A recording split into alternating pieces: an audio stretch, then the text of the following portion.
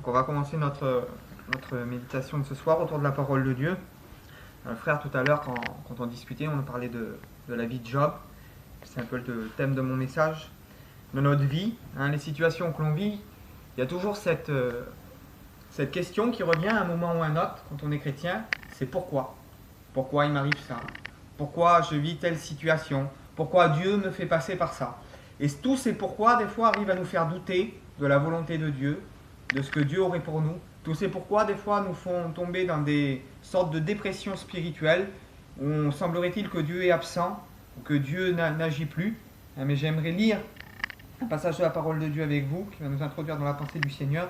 Donc vous lirez ça dans le psaume 115, au verset 1, il nous est dit « Non pas à nous, Éternel, non pas à nous, mais à ton nom seul nous donnons la gloire. » Verset 3, « Car notre Dieu est au ciel, et il fait ce qu'il veut. » Et la note que j'aimerais partager avec vous est celle-ci, c'est que dans notre vie, nous avons un but, nous en tant qu'enfants de Dieu, en tant que disciples du Seigneur, c'est de rendre gloire à Dieu. Comme le dit ce passage, non pas à nous, Seigneur, la gloire, mais à toi. Et j'aimerais vous faire entrer dans cette dimension, c'est qu'il est impossible de rendre gloire à Dieu si on n'accepte pas que Dieu est au ciel et que Dieu fait ce qu'il veut. Si on n'accepte pas que Dieu est au ciel et qu'il fait ce qu'il veut, la gloire de Dieu ne peut pas se manifester dans notre vie. Comment voulez-vous qu'on donne gloire à Dieu si on est toujours en train de dire « Seigneur, pourquoi telle situation ?» D'entrer dans le plan de Dieu si on n'accepte pas que Dieu est au ciel, donc que Dieu est au-dessus de nous, et qu'il fait. Et dans le mot « faire », là dans l'hébreu, nous avons des notes qui sont importantes. Le mot « fait » veut dire aussi « donne », « disposer »,« exécuter »,« accomplir » et « prépare ». Donc on pourrait traduire ce texte « Notre Dieu est au-dessus de nous et il donne comme il veut, il dispose comme il veut, il exécute comme il veut, il accomplit comme il veut et il prépare comme il veut. Et comme il veut, c'est selon sa volonté, selon son désir et selon ce qui lui plaît à lui. Donc, si on est toujours en train de dire « Seigneur, pourquoi telle situation, pourquoi telle chose, telle chose, telle chose ?» Eh bien, en réalité, c'est qu'on n'accepte pas la volonté de Dieu dans notre vie. C'est qu'on n'accepte pas de dire « Seigneur, à toi seul la gloire parce que tu es au ciel et tu fais tout ce que tu veux. » Comprenez bien que ces deux phrases, on ne peut pas dire « Seigneur, je te rends gloire » et ne pas dire « Seigneur, tu es au ciel et tu fais tout ce que tu veux ». Parce que si on n'accepte pas que Dieu fait ce qu'il veut, c'est que quelque part on cherche notre gloire. C'est que quelque part on cherche notre volonté à nous et on cherche à satisfaire nos désirs. Et on va voir à travers la parole de Dieu, alors pourquoi tant de questions dans le cœur des hommes, sachant que toute chose concourt au bien de ceux qui aiment Dieu. Pourquoi ces questions viennent toujours écurer nos cœurs? Voici des hommes qui ont vécu des situations difficiles pour accomplir le plan de Dieu. Des hommes qui auraient pu se poser des pourquoi, qui auraient pu se poser des questions. Mais quand on examine leur vie et qu'on les superpose en réalité à notre vie, on peut réaliser et comprendre que la volonté de Dieu, elle nous dépasse. Alors, le premier exemple que j'aimerais voir avec vous, vous lirez ça dans le livre de l'Exode, c'est une histoire bien connue, c'est l'histoire de Moïse. Moïse, lui, vous connaissez l'histoire, donc il y a un décret qui va être fait, les enfants mâles du peuple d'Israël vont être sacrifiés parce que le peuple devenait trop nombreux. Et donc Moïse, lui, va être caché dans un berceau, il va être jeté sur le Nil, il va être récupéré par la fille de Pharaon. Et le fait qu'il soit récupéré par la fille de Pharaon fait qu'il devient en quelque sorte un prince d'Égypte. Alors imaginez un peu le pouvoir de cet homme-là. Il apprend un jour que ses frères, c'est les Hébreux. Il est, entre parenthèses, fils de la fille de Pharaon. Donc il a en réalité un pouvoir. Il est comme le prince d'Égypte. Il aurait pu se servir de ce pouvoir-là. Et Dieu aurait pu se servir de lui en tant que prince d'Égypte. En réalité, moi, j'essaye de comprendre. Pourquoi Dieu ne s'est pas servi du prince d'Égypte, qui avait des beaux habits, qui avait un pouvoir et une autorité pour libérer en réalité le peuple qui était esclave depuis 430 ans. Moïse, il va vouloir faire les choses un peu à sa façon, et vous connaissez l'histoire. Moïse va voir un Égyptien en train de frapper un Hébreu. Il va vouloir prendre la défense donc, de son frère Hébreu, et il va tuer l'Égyptien. Et lorsqu'on veut faire les choses selon notre façon à nous, selon notre mentalité, selon notre manière charnelle, eh bien, on commet des erreurs. Dieu ne voulait pas d'un prince d'Égypte. Ce que Dieu ne voulait, il ne voulait pas d'un prince d'Égypte. Il ne voulait pas de quelqu'un qui fasse les choses à sa façon à lui. Et les choses se sont passées que Moïse, la chose s'est su, Moïse a eu peur de mourir et il a fui jusqu'à Madian. Et à Madian, il va rencontrer son beau-père, il va devenir berger. Et pendant 40 ans, Moïse va suivre une formation. mais pas une formation en tant que fils de Pharaon ou petit-fils de Pharaon, mais il va suivre une formation en tant que berger. Berger qui gardait les troupeaux, une vie complètement différente. Dieu ne voulait pas d'un prince pour délivrer son peuple, mais Dieu voulait un berger. Moïse aurait pu se dire, pourquoi Seigneur, tu t'es pas servi de moi en tant que prince d'Égypte? Pourquoi Seigneur, quand j'avais le pouvoir, ça aurait été tellement plus facile, j'aurais pu parler, j'aurais pu faire des choses. Tu m'as envoyé en réalité être un berger, sans... Et quand Dieu va l'appeler, il va dire, Seigneur, j'ai la bouche embarrassée, j'y arriverai pas. Mais quand il est devenu berger, il a plus compté sur ses forces à lui. En réalité, il a compté sur les forces de Dieu. Quand il était prince d'Égypte, il a compté sur ses forces à lui. Il a compté sur sa notoriété, sur son pouvoir, sur ce qu'il était capable de faire. Mais lorsqu'il est devenu berger, il n'a plus compté sur sa notoriété, avait disparu. Son moi, là, cette chair, comment je pourrais dire, ce monopole qu'il avait en tant que prince d'Égypte, ben, ça a disparu. Et c'est devenu un berger. Et quelquefois, Dieu nous fait vivre des situations. Et je parle pour moi-même, et pour certaines personnes peut-être qui pourraient écouter, peut-être même des pasteurs. Arrêtez d'être des princes d'Égypte. Devenez des bergers. Amen. Arrêtez de vouloir, avec votre notoriété, avoir une emprise. Peut-être vouloir résoudre les choses à votre façon. Mais ce que Dieu veut que nous ayons aujourd'hui, c'est des cœurs de bergers. Des cœurs qui soient en réalité à l'écoute du peuple. Des cœurs qui dépendent pas de notre connaissance intellectuelle, mais dans toute situation, nous qui sommes serviteurs de Dieu, nous devons nous mettre devant Dieu comme Moïse était berger et se mettait devant Dieu et de dire, Seigneur, comment je dois faire pour cette situation? Quel est le moyen pour cette situation? Parce que suffit qu'on connaît 3 pages de la Bible, on croit savoir tout résoudre. On croit savoir tout connaître. Parce qu'on a un peu de connaissance intellectuelle. Prenons garde, frères et sœurs, à ne pas devenir en réalité des princes d'Égypte. À ne pas croire qu'on est des bergers, mais qu'en réalité nous sommes des princes d'Égypte. Parce que nous voulons dominer en réalité sur les autres. Nous voulons faire en réalité les choses à notre façon. Il faut laisser Dieu faire à sa façon à lui. Dieu veut nous faire des fois passer par des creusets, des moments difficiles, pour que notre cœur ne soit plus le cœur d'un prince d'Égypte, mais qu'il soit le cœur d'un berger, Amen. comme Dieu l'avait choisi. Le deuxième exemple que j'aimerais voir avec vous, vous le connaissez, donc là la lecture est assez longue, mais c'est utile pour comprendre. Donc vous lirez ça, c'est l'histoire de Job. Il y avait un homme dans le pays d'Uz, un homme qui s'appelait Job. Et cet homme était intègre, droit, et il craignait Dieu, et il se détournait du mal. Il lui naquit 7 fils et 3 filles. Il possédait 7000 brebis. C'était l'un des plus éminents des fils de l'Orient. Je saute un peu les versets, ça nous explique tout ce que Job possédait. Ses fils mangeaient les uns avec les autres, et quand il faisait des repas, Job, lui, appelait ses fils et il les sanctifiait. Puis il se levait de bon matin et il offrait des sacrifices chaque jour pour eux et des holocaustes parce qu'il disait, peut-être mes enfants ont-ils péché et ont-ils offensé Dieu. Et un jour, les fils de Dieu vinrent un jour se présenter devant l'Éternel, et Satan vient aussi au milieu d'eux.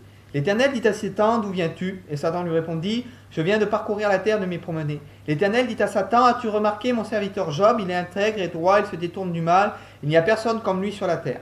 Et là Satan va dire, Job te craint parce que tu l'as béni, parce que tu pourvois ses besoins, mais si tu touches à ses biens, si tu touches à sa famille, sûr qu'il te renie en face. Et là il y a, pas comme un pari, mais comme une sorte de chose que Dieu permet. Il va dire, touche à ses biens, touche à ce qu'il a, mais ne touche pas à sa vie. Job, quand on le prend au départ, il était intègre, droit, craignant Dieu. Et le texte dit c'était l'un des plus éminents des fils de l'Orient. Et le mot éminent dans l'hébreu, il veut dire le plus considérable. C'est-à-dire que quand les gens voyaient Job, ils voyaient l'homme de Dieu par excellence.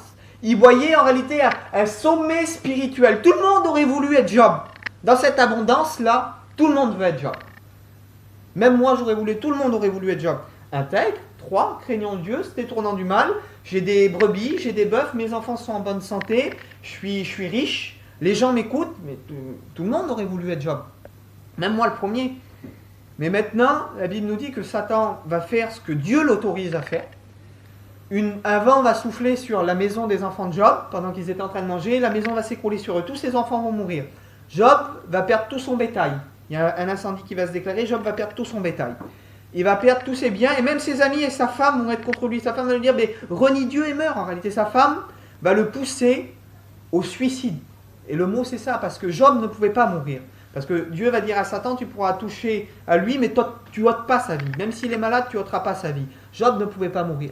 Le seul moyen que Job avait de mourir, c'était de se suicider. Et sa femme lui dit, t'as qu'à te tuer dans l'état dans lequel tu es devenu aujourd'hui, eh bien, t'as qu'à te tuer. Plus de copains. Ses amis qui sont là lui disent que c'est de sa faute, donc il n'a plus d'amis. Plus d'argent. Ses enfants sont morts. Je place ça entre parenthèses et je vous repose la question, est-ce qu'on a envie d'être Job toujours à ce moment-là? Alors quand il était bien au début, on a tous envie d'être Job. Intègre, droit, craignant Dieu, se détournant du mal. Au top des tops, tout le monde a envie d'être Job. Mais maintenant, quand il est pauvre, quand sa femme est contre lui, que ses amis sont contre lui, quand il passe au plus bas du creuset, personne n'a envie d'être Job. Et on peut prendre cette histoire en parallèle avec une histoire que Jésus va raconter qui me touche beaucoup. Chaque fois que je parle de cette histoire, ça me touche. La Bible nous dit qu'il y avait un homme riche, c'est Luc 16 je crois, qui menait joyeuse et brillante vie, qui faisait des banquets, qui faisait des fêtes. C'était un juif. Et à sa porte, il y avait un pauvre nommé Lazare. Mais lui, Lazare, il n'avait pas de copains. Ses amis, c'était les chiens qui venaient, le respect que je vous dois, lécher ses ulcères. Quand on prend ces deux parallèles, moi je vais dire, c'est le riche qui est chrétien. C'est le riche qui est sauvé. C'est le riche qui va aller au ciel. Attends, tu ne peux pas avoir Dieu et être comme ce pauvre malheureux là. Tu ne peux pas avoir Dieu et être pauvre, malade, couvert d'ulcères, et être couché et vouloir manger les miettes qui tombent de la table du riche. Mais si tu as Dieu, tu es obligé d'être béni. Aujourd'hui, la religion nous a fait entrer dans un modèle spirituel. Dans un modèle que si on est en Dieu, on est obligé d'être béni. Si on est en Dieu, on ne peut pas souffrir. Si on est en Dieu, on ne peut pas être malheureux. Si on est en Dieu, on est forcément au top. Les gens ne peuvent pas nous faire du mal, on est forcément au top. Alors quand on voit les deux, on dit, c'est le riche qui est béni. Si Lazare, il aurait Dieu, mais Dieu pourvoirait à ses besoins. Dieu y aurait donné à manger à cet homme-là s'il aurait Dieu. Mais combien Dieu n'est pas comme nous? Combien Dieu ne voit pas les choses comme nous? Et heureusement que Jésus, il explique. Il dit que les deux vont mourir. Il dit le pauvre va mourir comme le riche. Il dit que le riche, il va être enseveli. Et que le pauvre, c'est des anges qui vont venir le prendre.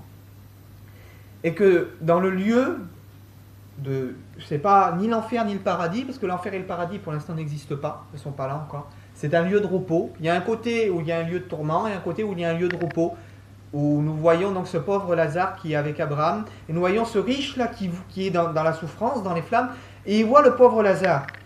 Et il va parler à Abraham et dire, Abraham, envoie Lazare afin qu'il puisse tremper son doigt dans l'eau pour qu'il puisse me rafraîchir la langue en réalité.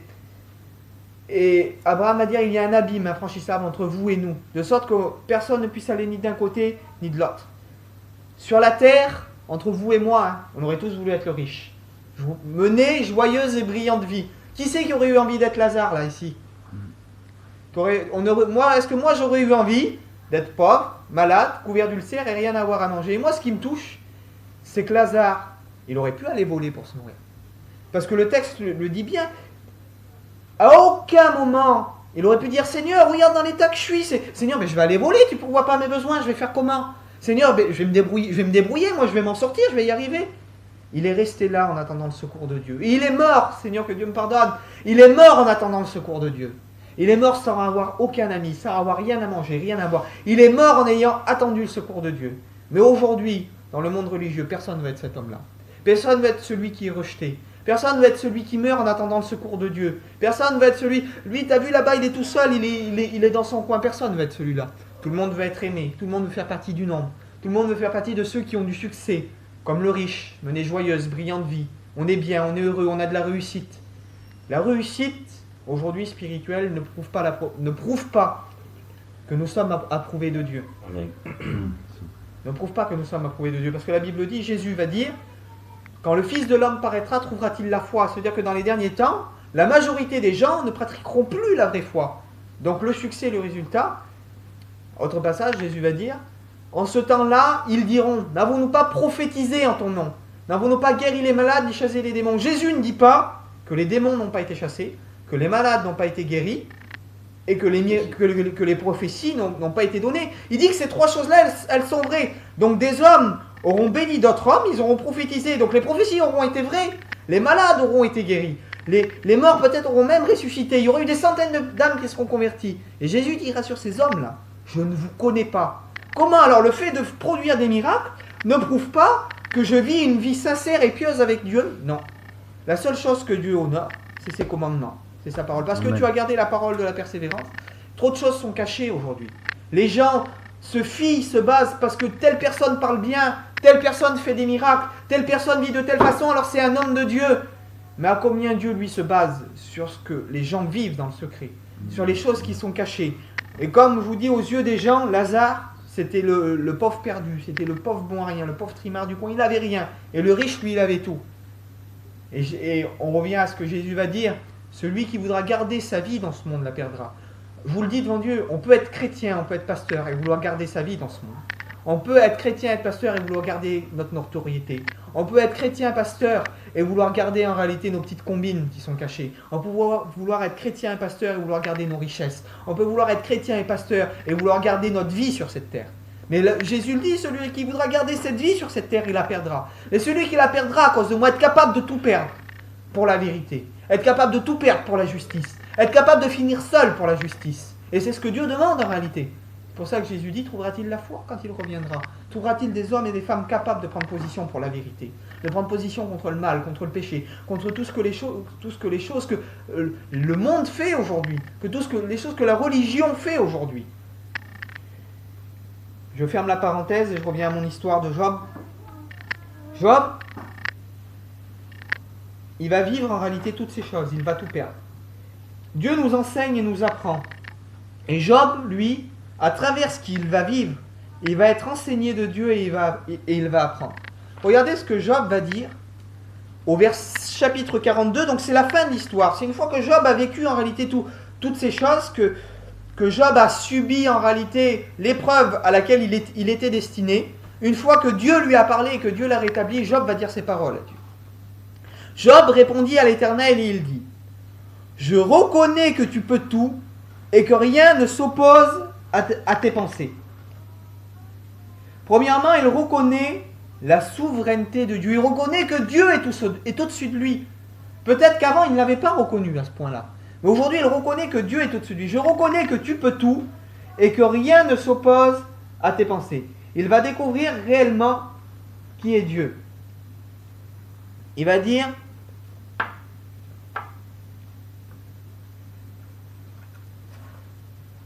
verset 3 du chapitre 42, quel est celui qui a la folie d'obscurcir mes desseins? Et là, c'est en référence à une parole que Dieu dit au chapitre 38. Dieu va dire à Job, tu es celui qui obscurcit mes desseins. Et Job va reprendre les mêmes paroles en disant, quel est celui qui a la folie d'obscurcir mes desseins? En disant, Seigneur, c'est moi qui obscurcis tes desseins. Et écoutez ce qu'il dit. Oui, j'ai parlé sans comprendre, des merveilles qui me dépassaient et des choses que je ne conçois pas. Il réalise que qu'en voulant plaider contre Dieu, en voulant dire Seigneur, ce que je subis, c'est pas juste, il a obscurci les desseins de Dieu et il a parlé avec Dieu des choses sans comprendre, des choses qui le dépassaient, des merveilles qui le dépassaient et qu'il ne connaissait pas. Et écoutez ce qu'il est dit juste un peu plus bas, c'est ça qui me touche vraiment. Mon oreille avait entendu parler de toi, mais maintenant mon œil t'a vu. Je reconnais aujourd'hui que tu es Dieu et c'est pour ça que je me condamne et que je me repens. Comment alors?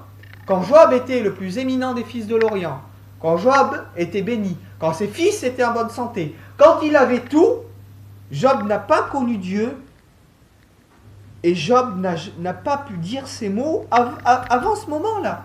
Job dit, mon oreille avait entendu parler de toi, mais maintenant mon œil t'a vu. La Bible dit que la foi vient de ce que l'on entend, et ce que l'on entend vient de la parole de Christ. On peut connaître Dieu dans une dimension, on peut être chrétien. Job connaissait Dieu dans une dimension, c'est vrai. Il avait entendu parler de Dieu, la foi était venue dans son cœur, la foi vient de ce que l'on entend, et ce que l'on entend vient de la parole de Dieu. Donc il est vrai, mon oreille avait entendu parler de toi, Job avait entendu parler de Dieu, il honorait Dieu. Mais il dit maintenant mon œil t'a vu. Comment alors? L'œil de Job s'est ouvert quand l'épreuve a frappé sa vie. Quand il a été mis à part, quand il a fallu qu'il passe par le creuset, par une situation qu'il ne comprenait pas, il a appris à découvrir qui était Dieu. Et il est impossible, et je le dis et je l'affirme, d'apprendre à connaître Dieu sans être rejeté. Et Jésus le dit lui-même, s'ils m'ont persécuté, ils vous persécuteront. Par qui Jésus a été persécuté et rejeté? Eh bien, par les gens religieux de l'époque. Et aujourd'hui, le monde religieux, les gens religieux, rejettent en réalité ceux qui veulent vivre pieusement en Jésus-Christ. Le monde religieux, t'es rejeté, t'es pris pour un fanatique, t'es pris pour un déréglé, rassure-toi. Jésus a aussi été pris pour un fanatique. Jésus a aussi été pris pour un déréglé. Ils ont dit à Jésus qu'il avait un démon. Voilà. Si on dit sur ta famille, sur ta femme, sur les gens autour de toi qui sont possédés, qu'ils ont un démon, ou si on dit de toi que tu n'es pas normal, t'inquiète pas. Ils l'ont dit à Jésus. Et c'est les hommes qui prétendaient vivre la religion, qui prétendaient manifester l'amour, qui prétendaient pratiquer l'amour. Voilà. Jésus a été rejeté par les religieux de son époque. Et aujourd'hui, malheureusement, les gens religieux les rejettent en réalité ceux qui veulent vivre la vérité, parce que la vérité, elle dérange. C'est normal d'être persécuté, c'est normal de souffrir. Et aujourd'hui, les temps viennent où la véritable Église, l'Église, va être persécutée et va souffrir. Tu souffres pas, tu n'es pas persécuté, excuse-moi, mais ça veut peut-être dire que tu n'es pas l'Église. Ça veut peut-être dire qu'il faut que tu te remettes en question. Ça veut peut-être dire qu'il faut que tu t'affiches pour la vérité. Parce que tu es appelé à souffrir. L'Église telle qu'on la connaît, les premières Églises, l'Église du silence, et quand les chrétiens se faisaient mettre à mort pour leur foi, l'Église a toujours été en réalité persécutée. Quand l'Église n'est plus persécutée, et c'est que quelque part c'est plus l'Église. Quand les gens diront paix et sûreté, quand la prospérité sera là, la Bible dit qu'une ruine soudaine s'abattra sur eux. Aujourd'hui, il faut prendre conscience que Dieu n'a pas appelé l'Église à être grande, que Dieu n'a pas appelé l'Église à gouverner le monde, que Dieu a appelé l'Église à souffrir, Dieu a appelé l'Église à être petite. Quand le Fils de l'homme paraîtra, trouvera-t-il la foi sur la terre? C'est-à-dire que quand Jésus va revenir, il n'y aura quasiment plus d'Église. Il y aura quasiment, ce sera qu'un petit troupeau, qu'un petit noyau, que des petites personnes peut-être éparpillées, peut-être ça et là. Si on croit qu'on est dans les derniers temps, parce qu'aujourd'hui on entend beaucoup prêcher, Jésus revient, gloire à Dieu, Jésus revient. Gloire à Dieu, on est dans les derniers temps. Si vous en êtes persuadé, alors vous devez être persuadé que dans les derniers temps, eh bien, la majorité des gens seront dans l'erreur. Enfin, sinon, vous n'êtes pas persuadé qu'on est dans les derniers temps. Il faut prendre la Bible dans son ensemble, dans son entier. Si on est persuadé qu'on est dans les derniers temps, alors il faut qu'on soit persuadé que tout ce qui est religieux, tous ces jougs que les gens imposent, tout ce qui est d'apparence, tout ce qui est d'apparat, que ça n'a pas de valeur. Que ce que Dieu va venir juger, que ce que Dieu va venir en réalité mettre à nu et à découvert, c'est la vie secrète de chacun. Arrêtez de regarder le beau pasteur parce qu'il prêche bien. Dans sa vie secrète, il y a certainement des failles que Dieu viendra mettre en lumière. Dans la mienne, j'ai des failles, mais je m'efforce de plaire à Dieu, mais Dieu va tout venir mettre à jour. Et vous savez, il y aura beaucoup de surprises. Il y aura beaucoup de surprises. Et gloire à Dieu que Dieu est un Dieu juste. Amen. Que Dieu viendra tout mettre en lumière. Que Dieu viendra pas juger à la manière des hommes, mais Dieu viendra juger à sa manière à lui. Impossible de connaître Dieu sans le voir agir. Comment peut-il agir si on n'est pas éprouvé? Les épreuves nous révèlent Dieu. Ta foi et ton obéissance permettent à Dieu d'accomplir son plan dans ta vie. Et là, j'aimerais prendre deux histoires en parallèle, mais on va superposer l'une avec l'autre. Vous lirez ça dans le livre de la Genèse au chapitre 37. C'est l'histoire de Joseph. Vous connaissez son histoire. La Bible nous dit que Joseph va faire un rêve. Un rêve où dans ce rêve-là, il va être vu au-dessus de ses frères. Joseph, sur les 12 enfants, il n'y en avait pas 12 encore parce qu'il manquait Benjamin, mais sur les enfants, c'était le seul à avoir eu la révélation. C'était le seul à avoir eu la vision, à avoir eu la vision de Dieu. Et la vision de Dieu qu'il va partager à ses frères, eh bien, ses frères, au lieu de l'approuver, à cause de la vision qu'il a eue, parce que cette vision montrait qu'il allait être plus grand que ses frères ont été jaloux de lui et ils l'ont vendu pour 30 pièces d'argent. J'aimerais vous dire que Jésus a vécu la même chose. On peut superposer les deux histoires. Joseph a été vendu et trahi par Judas, comme Jésus. Il a été vendu et trahi par Judas. Qui est notre modèle, nous qui sommes enfants de Dieu? Jésus, c'est notre modèle, c'est le modèle parfait, c'est le Messie, c'est celui qui est venu prendre notre place. Jésus, c'est le modèle. Jésus, il a été vendu, trahi sans raison. Alors, ne te fais pas de soucis si les gens te vendent sans raison, si les gens te trahissent. Ou alors si comme Joseph, tu as une vision et que les gens autour de toi ne la comprennent pas. Que les gens autour de toi te jugent parce que Dieu t'a donné une autre vision. Aujourd'hui, on juge les gens parce que les gens ont une façon de penser différente. Attention, hein, tant que ça ne touche pas au péché, on est bien d'accord. Le péché, ça déplaît à Dieu. Tu ne commettras pas d'adultère, tu ne tueras point, tu ne mentiras point, tu ne convoiteras pas ce qui est à ton prochain. Hein, de faire du mal aux autres, de se faire du mal à soi-même, d'avoir une vie de débauche, ça déplaît à Dieu. Mais maintenant, on juge les gens sur des choses qui ne touchent pas au péché parce que les gens ont une conviction différente, ont une vision différente. Et c'est ce qu'ont fait les frères de Joseph. Ils l'ont vendu parce que Joseph avait une vision différente, parce que Dieu lui avait donné la vision qui venait de Dieu, sa vision qui venait de lui pour accomplir son plan. Joseph a été injustement condamné par la femme de Potiphar. La femme de Potiphar a dit des mensonges sur lui. Vous connaissez l'histoire, je n'entre pas dans les détails. Jésus va être faussement condamné par le Sanhédrin. Le Sanhédrin vont dire des mensonges quelque part sur Jésus, ils vont manipuler les gens. Alors t'inquiète pas si tu es faussement condamné, si tu es faussement injurié, si les gens disent des mensonges sur toi, on en a dit à Jésus, c'est que tu es dans le plan de Dieu, faut pas t'en faire. Joseph va être seul en prison à cause de l'injustice. Alors moi je me pose la question, j'ai beaucoup réfléchi, et je me dis comment Seigneur? Tu me montres que je vais être plus grand que mes frères. Tu me montres que tu as une vision pour moi, je me retrouve vendu, je me retrouve en Égypte chez des étrangers, et là je me retrouve en prison, et personne avec moi. Et Seigneur, ta vision elle est fausse. Seigneur, ce que tu m'as dit, c'est pas vrai, tu t'es forcé. Seigneur, tu t'es forcément trompé, c'est pas possible. Mais non, Dieu s'était pas trompé. Tout ce que Joseph a vécu, malgré que c'était qu'il aurait pu douter, qu'il aurait pu ne pas y croire, n'a eu que pour but de l'amener à l'accomplissement de la volonté et du plan de Dieu. Parce que dans cette prison-là, il va rencontrer deux hommes. Un échanson et un panetier. Le chanson, c'était celui qui servait le vin au roi, et le panetier, c'était celui qui apportait le pain au roi. Et ces deux personnes vont faire un rêve.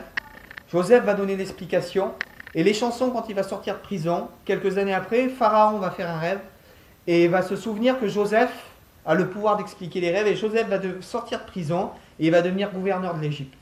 Et ses frères, quelques années après, vont venir se prosterner devant lui, parce qu'à cause de ça, il va y avoir une grande famine en Égypte. Et comme Joseph est devenu le gouverneur, en réalité, que Dieu l'a placé au plus haut point, la vision que Dieu lui a donnée, il a fallu que Joseph soit vendu. Il a fallu que Joseph soit trahi, qu'on dise des mensonges sur lui. Il a fallu qu'il passe par la souffrance, par l'épreuve, par la prison. Ça a duré des années. Dans la prison, déjà, je crois qu'il est resté 7 ans en prison. Je ne veux plus te dire de bêtises, mais je crois qu'au moment où il a été vendu, il avait à peu près 16 ans, et quand il retrouve ses frères, il a à peu près une quarantaine d'années. Donc c'est à peu près 25 ans d'épreuve. Lui, son épreuve, elle n'a pas duré 15 jours, elle n'a pas duré un mois, elle n'a pas duré 2 ans, elle a duré 25 ans. Du moment où Dieu lui montre le rêve, et au moment où il y a son accomplissement, il y a 25 ans. Frère, tu souffres depuis 1 an, tu souffres depuis 2 ans, tu souffres depuis 5 ans. Mais sois patient. Si Dieu t'a donné une vision, si Dieu a mis quelque chose dans ton cœur, avance. Suis-le. Même si les gens parlent sur toi, même si les gens te condamnent. On a dit de Jésus qu'il avait un démon. Jésus, on l'a condamné. Et puis pourtant, c'était le Messie, c'était celui qui était envoyé de Dieu, c'était le Fils de Dieu. On va lire un dernier texte ensemble, puis après on priera le Seigneur. Vous lirez ça dans l'Épître aux Romains, au chapitre 8, au verset 28.